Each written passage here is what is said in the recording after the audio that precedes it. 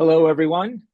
Don Garment and Jackson Vickers here from Mirador Capital Partners. Happy 2026. Happy New Year. I think we've got a full one more day, maybe a week and a day before it's socially acceptable to say that and not have overdone it. But we can certainly say it in week one of the year. Um, Jackson, Happy New Year. We talked a lot about business stuff, but I tried to keep uh, the other superfluous stuff. Did you have a nice holiday?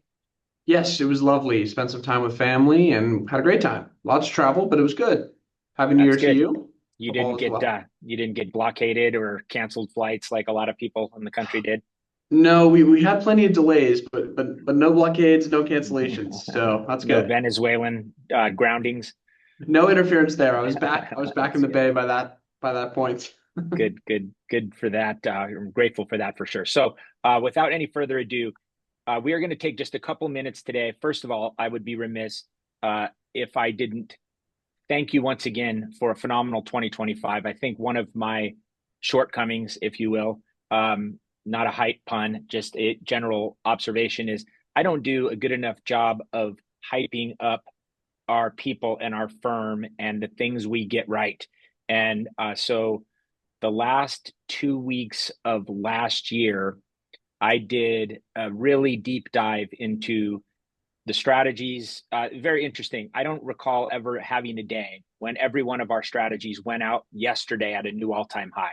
I've never seen that before. Usually there's one or two that are, you know, and with very different holdings, which I think is fascinating. But anyway, so I think it's a reflection of a lot of things, and a couple of those I want to talk about.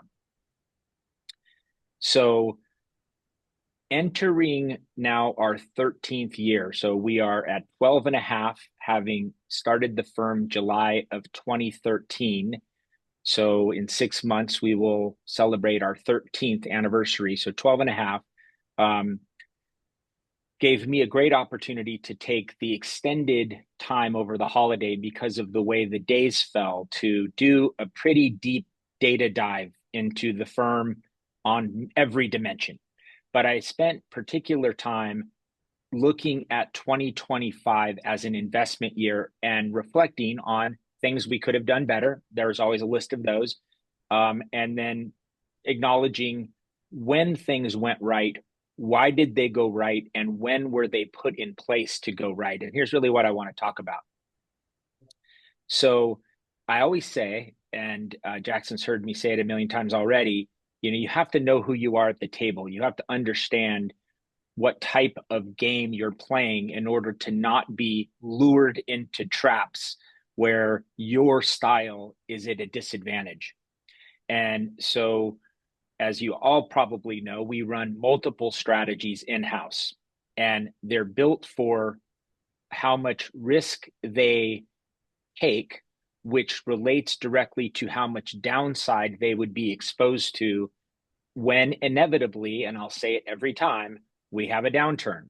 It's inevitable. And the last time we felt unease or pressure was June, July of last year in those reviews when people were commenting on how, it had been relatively flat for a while, forgetting about the tariff liberation day, way back in April all the way to June. So inevitably we get through these periods. And what I thought was very interesting about 2025, despite multiple great things happening to us in strategies and you and your accounts last year, most of that stuff was bought in 2022 during the last downturn. So, or between 21 and 22, or 21 and added to in 22. So, I want to make this point about how we run the strategies. They're unconstrained, which what that means is that when something goes out of favor, we are not bound by mandate to stay in it. And in this way, we're different than a lot of managers who can be in vogue and thereby attract a lot of assets in a short amount of time. I think of that like that little tinder, where you scrape the shavings on the tinder, and if you get it to ignite, it's awesome. But then just as fast, it can sizzle the tinder and burn it out, which in this metaphor is your capital. So what we do is much different than that. We're looking for things that, uh, I was looking at this. The stuff that worked last year was really a 2020 to 2022 story. And the stuff that will work in 2026, I think, was 2022, 23 story. So we're really looking a year or two out in terms of catalysts for what can get a business that in some sense is, a good buy, which means it has gone down for some number of reasons, but we think will recover and for another number of reasons. And so the second thing we have to do well is be right on our core counter trend positions, even when they're large. And the one I'm going to reference last year is, of course, Google, which is I don't know how many calls I had on people saying, they're getting their lunch eaten, whatever the prevailing arguments were. And they were, people were on CNBC who manage 40, 50 times as much money as we do, giving eloquent arguments for why this business was going to be the Motorola or BlackBerry or one of these other companies that was going to be a relic of a bygone era. And I think now that narrative has completely been rewritten. So not to pat ourselves on the back, it was a very good year for all of you. We're very, very happy with that. More importantly than that, the team, the people who sit out there that service all of us, has never been stronger, never been better, never been more equipped to handle the deepest of the pool in terms of sophistication and all the problems that we all confront inevitably as we get more and more successful. So super proud of that. We go into 2026 in fifth gear and flying, and a lot of new client activity already. And many of you are crushing it in what you're doing, and so we're happy to be a part of that success in our small corner of your world.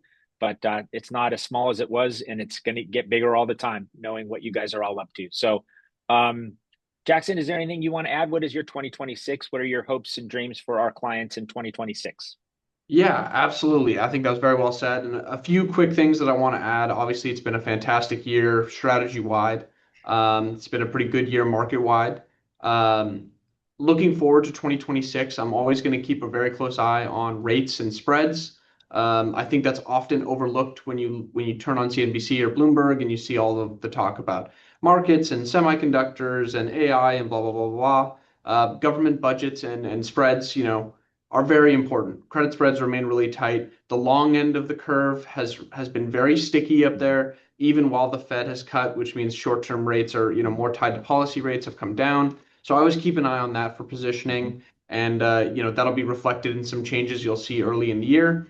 And then on the planning side, obviously with the tax year being reset, we've got a lot of activity going on. Now is a great time to get a renewal on your financial plan. Come talk to us. Reach out to your advisor. Reach out to Don and I, reach out to the team. Especially if you have RSUs or anything that's super tax sensitive that you need to address, I think now is a great time to do that.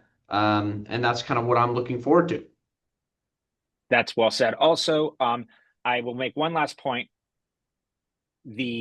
Your recognition that some of your rental assets, your rental real estate assets, are more of a hassle than you ever recognized is continuing to be a theme. So we did a lot of this business in 2025. It's only going to continue into 2026.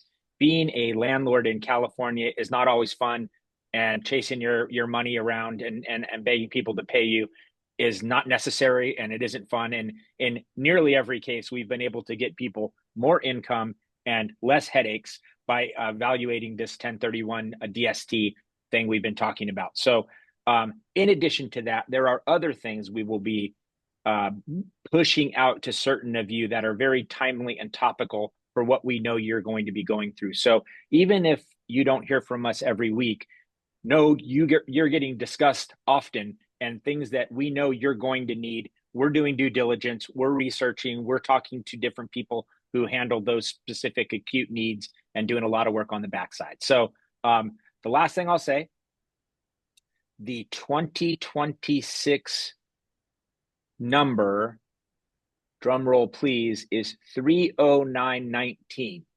309.19 is the current estimate for S&P 500 earnings for the year.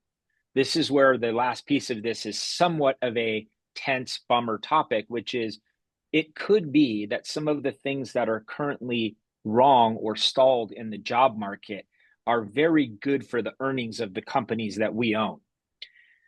That's not necessarily good for America. It's not good for every family. It's not good for each young person who wants a job. I think in the fullness of time, that will all get sorted out. So what we have to pay attention to, this has been a theme of these videos for 10 or more years or 20 or more.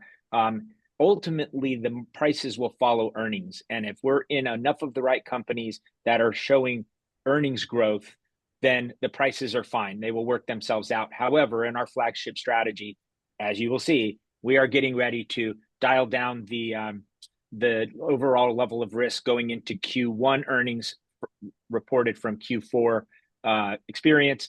And that's just how we play in that strategy. And it's been very beneficial for a long time for a lot of people. So on that note, Happy New Year.